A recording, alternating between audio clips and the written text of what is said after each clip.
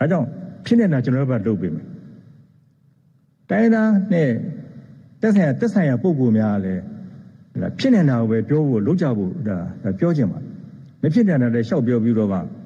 လုပ်နေလို့မရပါဘူး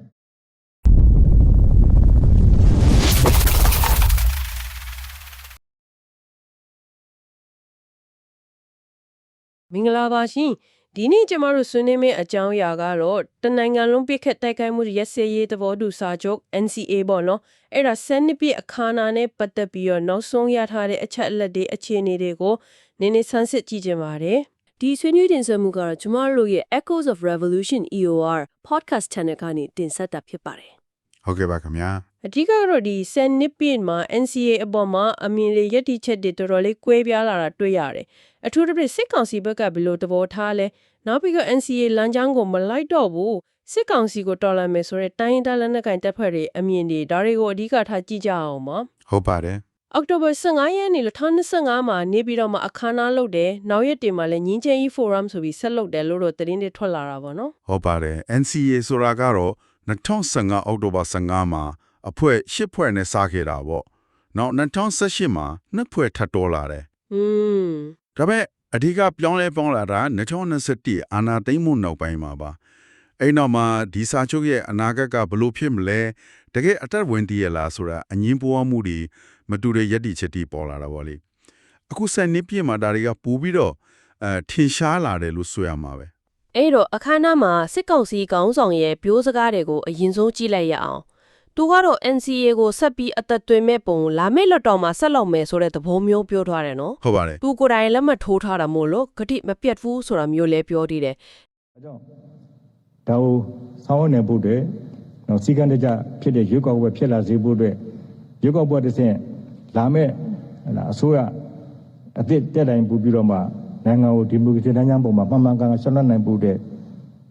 စီကံတကြဖြစ်ဖို့အတွက်မိဘဆရာသမားတွေဒေသနဲ့ခေါင်းဆောင်တွေပေါ့အဲ့ဒါတွေပေါ့ဗျာမိမျိုးဖတွေ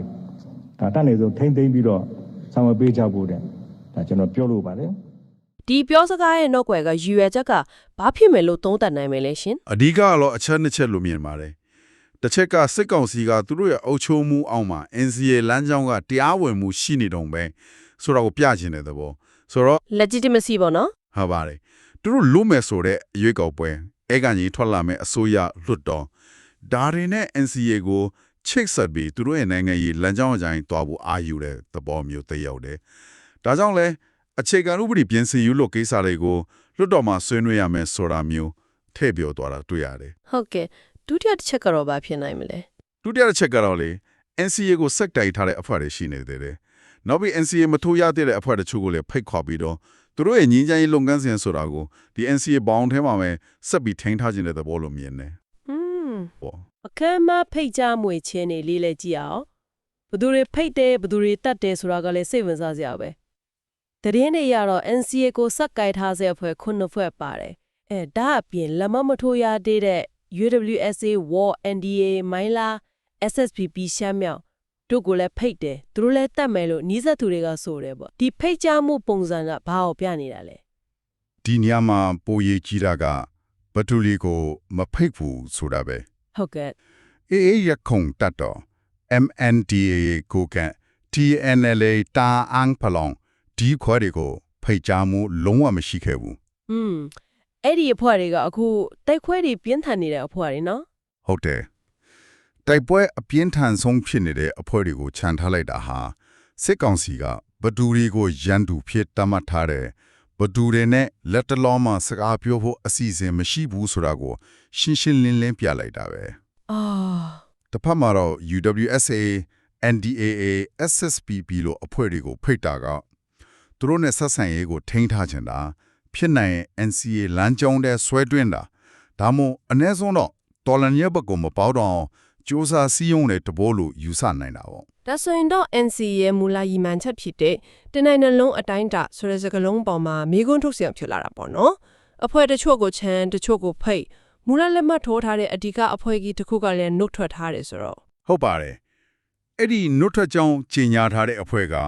KNU ကရင်အမျိုးသားအစည်းအရုံးပါ2015မှာမူလပါဝင်လက်မှတ်ထိုးခဲ့ပေမဲ့အာဏာသိမ်းပြီးနောက်ပိုင်းမှာတော့ ABSDF ကျောင်းသားတက်မတော် CNF ချင်းအမျိုးသားတပ်ဦးတို့နဲ့အတူ NCA ကနေတရားဝင်နှုတ်ထွက်တယ် NCA ဟာအခုအခြေအနေမှာပြည့်ပြည့်ပြီးနှုတ်ချညာခဲ့တယ် ဟုတ်ကဲ့ KNU ပြောခွင့်ရပုဂ္ဂိုလ်ပဒိုစောတော်နီရဲ့ပြောစကားဆိုပြီးတင်းတစ်ခုမှဖော်ပြတာကစစ်ကောင်စီခေါင်းဆောင်ပိုင်းကိုနိုင်ငံရေးအရာစကားပြောဖို့မထိုက်တန်တော့တဲ့သူတွေဆိုပြီးတော်တော်ပြင်းပြင်းထန်ထန်ဝေဖန်ထားတာတွေ့ရတယ် တော်တော်ပြင်းထန်တဲ့သုံးသက်ချက်ပဲနော် ဒါက NCA လမ်းကြောင်းကိုလုံးဝဆွန့်လွတ်ပြီးစစ်ကောင်စီကိုအဖြုတ်တိုက်မဲ့ဆိုတဲ့သဘောထားကိုပြနေတာပဲ တကယ်ပဲ KNU ရဲ့ရက်တီချက်ကအဲ့ဒီလောက်ပြတ်သားနေချိန်မှာသူ့ရဲ့စန့်ကျင်ဘက်အမြင်ကလည်းရှိနေပြန်ရေ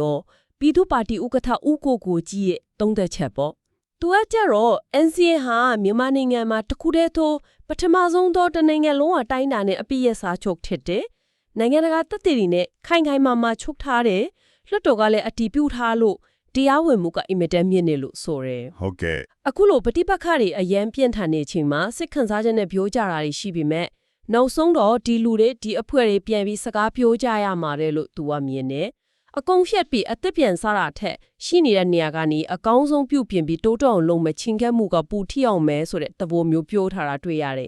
ဒီအမြင်တစ်ခုကတော့တော်တော်လေးကိုကွာခြားနေတာပဲနော် ဟုတ်ပါရဲ့အလားတူပဲ MPC ဥက္ကဋ္ဌဟောင်း NCA လက်မှတ်ထိုးပွဲမှာအဓိကပါဝင်ခဲ့တဲ့ဦးအောင်မင်းကလည်း NCA ဟာလက်မှတ်ထိုးရတဲ့ဖွဲ့တွေရှိနေသူတွေအသက်ဝင်နေတော့ပဲစာချုပ်ကိုချိုးဖောက်ခဲ့သူရှိလို့စာချုပ်ပြတ်သွားတယ်လို့ပြောလို့မရဘူးနောက်တက်လာမယ့်အစိုးရကလည်း NCA ကတိကဝတ်တွေကိုဆက်လို့ရမယ်လို့ဆိုတယ် ကောင်းပါပြီအခုစစ်ကောင်းဆောင်ရဲ့အခမ်းအနားကနောက်ဆက်တွဲပြောကြားချက်ဆိုပြီးထွက်လာတဲ့အပိုင်းကိုနည်းနည်းပြန်ဝါကြည့်ရအောင်အဲ့ဒီမှာသူကတိုင်းသားလက်နဲ့ကင်တယ်ကိုဖြစ်နိုင်တာတွေပဲပြောပါမဖြစ်နိုင်တာတွေရှောက်မလုပ်နဲ့နိုင်ငံကိုဒုက္ခရောက်အောင်မလုပ်ကြနဲ့ဆိုပြီးပြောခဲ့တဲ့ဆိုတာကဘလို့အတိတ်ပဲတရောက်နိုင်မလဲရှင် ဒါကြောင့်ဖြစ်နေတာကျွန်တော်တို့ကလုပ်ပေးမယ်တိုင်းသားနဲ့တက်ဆိုင်ရာပုံပုံများလည်းဖြစ်နေတာကိုပဲပြောဖို့လုပ်ကြဖို့ဒါပြောချင်ပါတယ်မဖြစ်နေတာလည်းရှောက်ပြောပြီးတော့မှလုပ်နေလို့မရပါဘူးဟမ် ဒီစကလုံးရွေးချယ်တဲ့မူကြီးကအတော်လေးသတိထားစရာကောင်းတယ်ခင်ဗျာဖြစ်နိုင်တာမဖြစ်နိုင်တာဆိုတာကိုဘယ်သူကဘယ်စံတုံးနဲ့ဆုံးဖြတ်မှာလဲ ဟုတ်ကဲ့ ဒါကစစ်ကောင်စီကသူတို့လက်ခံနိုင်တဲ့ပေါင်အတွင်းကဆွေးနွေးမှုကိုပိုင်လိုလာတယ်တိုင်းသားရဲ့အထက်ကတောင်းဆိုချက်တွေဖြစ်တဲ့ကိုပိုင်ဖြစ်ထန်းခွန်တန်းတူရဲ့အပြည့်အဝရှိတဲ့ Federal စနစ်လိုမျိုးကိစ္စတွေကိုကြတော့မဖြစ်နိုင်တာနိုင်ငံကိုဒုက္ခပေးတာဆိုပြီးကြိုတင်ပုံဖော်ပေးချထားတယ်လို့ထင်နေတယ် နောက်ထပ်ဥပမာပေးပြောသွားတာတခုရှိသေးတယ်ပညာရေးနဲ့ပတ်သက်ပြီးတော့ကျောင်းမဲမှာသူတို့ပြန်ထင်းချုပ်ပြီးနောက်ကျောင်းတွေချက်ချင်းပြန်ဖွင့်ခိုင်းနေဆိုတာကိုသူကဥပမာပေးတယ် ဟိုပါတယ်အခုတန်းတဲ့တော့ကျွန်တော်အကြောင်းတွေဖွင့်ပါတယ်ဒီကနေ့ဂျပန်ကဒါဒီကြောင်းမဲဟိုပြန်ပြီးတော့ထိန်းချုပ်တဲ့အခါမှာကျော်ချက်ချင်းစိုင်းပြီးပြောတော့မယ်ကျောင်းတွေရောက်အောင်အတင်းအရောက်ဖွင့်ပါကလေးတွေဒါဟိုအစိုးရစစ်အကြောင်းတော့ငါမပြောဘူးကွာလို့ကျောင်းစစ်တွေရှိတယ်ကျောင်းစစ်တွေမှာတော့ဟလာဒီစနေတူတွေမှာရောက်အောင်ပြင်ပေး ဒါပေမဲ့ ဟုတ်ကဲ့ဒါမှအဲ့ဒီလိုပြောနေတဲ့တစ်ချိန်နဲ့မှာပဲတနိုင်ငံလုံးအတိုင်းအတာနဲ့ကြည့်ရင်အထူးသဖြင့်စစ်ကိုင်းမကွေးလိုဒေသတွေမှာစစ်ကောင်စီရဲ့လေကြောင်းတိုက်ခိုက်မှုတွေလက်နက်ကြီးဖိခတ်မှုတွေကြောင့်စာတင်ကျောင်းတွေထိခိုက်ပျက်စီးတာကျောင်းသားကျောင်းလူလေးတွေတိတ်ဆုံးဒဏ်ရာရောက်တာတွေဖြစ်နေတာတော့လုံးဝထဲ့မပြောတော့ဘူး ဒါကတော့အဆင်မပြေဘူးပေါ့နော် ဟုတ်တယ်ဒါအဖြစ်မှန်ရဲ့တစ်စိတ်တစ်ပိုင်းကိုပဲရွေးပြီးတော့သူတို့ပြောချင်တဲ့ဇက်လန်ကိုတီးဆောက်တဲ့ပုံစံမျိုးဖြစ်နေတာပေါ့ပညာရေးကိုအကြောင်းပြပေမဲ့ပညာသင်ကြားခွင့်ကိုတကယ်တမ်းချင်းချောက်နေတဲ့စစ်ပွဲတွေစစ်တပ်ရဲ့အကြမ်းဖက်မှုတွေကိုတော့ဖုံးကွယ်ထားလိုက်တယ် ဟုတ်ကဲ့သူရဲ့ညီကုန်းချုပ်စကားကလည်းကျွန်တော်အလေးနဲ့ပြောပါစေကျွန်တော်တို့နိုင်ငံကိုဒုက္ခရောက်အောင်တော့မလုပ်ကြဖို့ပြောချင်ပါတယ်တိုင်းပြည်ကောင်းအောင်လုပ်ကြဖို့ပူပေါင်းဆောင်ရွက်ပေးကြဖို့ပြောလိုပါတယ်ဆိုတာပဲဒီစကားရဲ့ဆိုလိုရင်ကတော့ဘယ်လိုရှိနိုင်မလဲရှင့် ကျွန်တော်သဘောပေါက်ပါတယ်တရားနော်သဘောပေါက်ပါတယ်ဒါကြောင့်ပြောချင်တာတော့ဒီတက်ဆိုင်သူပုံကူများပေါ့တက်ဆိုင်ပုံကူများဟလာဒီတကယ်ပြောင်းစုအကျိုးပေါ့ပြောင်းစုအကျိုးတိုင်းဒေသပြည်သူတွေရဲ့အကျိုးနိုင်ငံတော်ရဲ့အကျိုးကိုကြည့်ပြီးတော့ဆောင်ရွက်ပေးကြဖို့တိုက်တွန်းလိုပါတယ်ကျွန်တော်အလေးထည့်ပြီးဒါပြောပြစီအဲ့ဒါကျွန်တော်တို့ရဲ့နိုင်ငံကိုဒုက္ခရောက်တော့မလုပ်ကြဘူးကျွန်တော်ပြောချင်ပါတယ်တိုက်ပြီးကောင်းလုပ်ကြဖို့ပူပေါင်းဆောင်ပေးကြဖို့လည်းကျွန်တော်ပြောလိုပါတယ် ဒီစကားကအပေါ်ယံကြည့်ရင်တော့ကောင်းပါတယ်တိုင်းပြည်ကိုစေတနာထားပြီးတိုက်တွန်းနေပုံစံပေါ့ဒါပေမဲ့လက်ရှိမြေပြင်အခြေအနေ နိုင်ငံရေးအခြေအနေကိုကြည့်လိုက်ရင်ဘသူကတိုင်းပြည်ကိုတကယ်ဒုက္ခပေးနေတာလဲဆိုတဲ့မေးခွန်းကိုပြန်ထုတ်ဆရာထိလာစေတယ် ဟုတ်တယ်နော် အာနာသိမ့်ဖို့ကိုယ်တိုင်ကနိုင်ငံကိုအဖက်ဖက်ကဒုက္ခပင်လယ်ဝေစေးကြတယ်လို့ပြည်သူအများစုရောနိုင်ငံတကာကပါရှုမြင်နေချိန်ပါဒီလိုစကားမျိုးထွက်လာတာကတော်လန်ရေးအင်အားစုတွေကိုတိုင်းပြည်ဒုက္ခပေးသူတွေအဖြစ်ဖုံဖော်ပြီးကိုယ့်ရဲ့လုပ်ရတဲ့ကိုမန်တယ်လို့ပြောချင်တဲ့ကြိုးပမ်းမှုလုပ်ခဲ့အတိပ္ပယ်ကောက်ယူနိုင်တာပေါ့ ဒါဆိုရင်အနစ်ချုပ်ပြန်ကြည့်လိုက်တဲ့အခါမှာ NCA စနစ်ပြအခမ်းအနားဟာဒီစာချုပ်ရဲ့အနာဂတ်နဲ့ပတ်သက်လို့အရင်ကထက်ပိုပြီးနဲ့ဆိုင်ကွဲပြားသွားတဲ့အမြင်တွေကိုပိုပြီးထင်ရှားပေါ်လွင်စေခဲ့တယ်လို့ဆိုရမှာပေါ့နော် ဟုတ်ပါတယ် တစ်ဖက်မှာစစ်ကောင်စီက NCA ကိုစက်ကင်ထားပြီးသူတို့ရဲ့နိုင်ငံရေးလမ်းပြမြေပုံထဲမှာထည့်သွင်းအထုံးချဖို့စ조사နေတယ်ဒီအတွက် NCA ကိုစက်ကင်ထားစေအဖွဲ့တွေနိုင်ငံတကာတပ်တွေတချို့ ဟုတ်ပါတယ်ဒါပေမဲ့အရေးကြီးဆုံးအချက်ကတော့မူလလက်မှတ်ထိုးခဲ့တဲ့အဓိကအဖွဲ့ကြီးဖြစ်တဲ့ KNU လိုဖွဲ့တွေက NCA ဟာအာဏာသိမ်းမှုကြောင့်အသက်မရှိတော့ဘူးပြက်ပြဲသွားပြီလက်ရှိစစ်ကောင်စီနဲ့နိုင်ငံရေးအရဆွေးနွေးဖို့လုံးဝမဖြစ်နိုင်တော့ဘူးဆိုတဲ့ယက်တိချက်ကိုခိုင်ခိုင်မာမာပြက်ပြက်သားသားပြလိုက်တာပါပဲ ဟုတ်ကဲ့သူတို့ဟာ NCA လမ်းကြောင်းကိုစွန့်ခွာပြီးစစ်ကောင်စီကိုအပီးတိုင်ဖေရှားရေးဆိုတဲ့တော်လန်ရေးလမ်းကြောင်းကိုရွေးချယ်လိုက်ကြပြီ။နောက်ပြီးတော့ AA, MNDAA, TNLA လိုအဖွဲ့တွေကိုဖိတ်ကုန်မဖိတ်တာကလေစစ်ကောင်စီထင်းချုပ်ထားတဲ့ဒီ NCA ဖြစ်စဉ်ဟာတနိုင်ငံလုံးအတိုင်းအတာဆိုတဲ့အနှစ်သာရမရှိတော့ဘူးဆိုတာကိုပြနေတယ်လို့ပါပဲ။ခွင့်ပါပဲ။စစ်ကောင်စီတင်ပြနေတဲ့ NCA မူပေါင်းကိုလက်မခံနိုင်တော့တဲ့ KNU လိုအဖွဲ့တွေအစကတည်းကအဲ့ဒီမူပေါင်းအပြင်မှာပဲရှိနေပြီးအခုဖိတ်ကြားခြင်းတော့မခံရတဲ့ AA, TNLA လိုအဖွဲ့တွေသူတို့ကလည်းရှေ့ဆက်ရမယ့်လမ်းကစစ်ကောင်စီကိုလက်နက်ကင်တော်လှန်ရင်းနဲ့အဆုံးထိတိုက်ဖျက်သွားဖို့အလွယ်လို့တခြားရွေးချယ်စရာတော့ရှိသေးလား NCA စနေပြအခမ်းအနားကပေါ်ထွက်လာတဲ့အဓိကမေးခွန်းကဒါပဲဖြစ်နေတယ်လို့ကျွန်တော်မြင်ပါတယ်ခင်ဗျ ဒီလိုဆွေးနွေးမှုတွေကိုနားဆင်နိုင်ဖို့ကျမတို့ရဲ့ Echoes of Revolution EOR podcast channel ကိုပြန်လည်ကြွလိုက်ခဲ့ဖို့ထိတ်ခေါ်ပါတယ်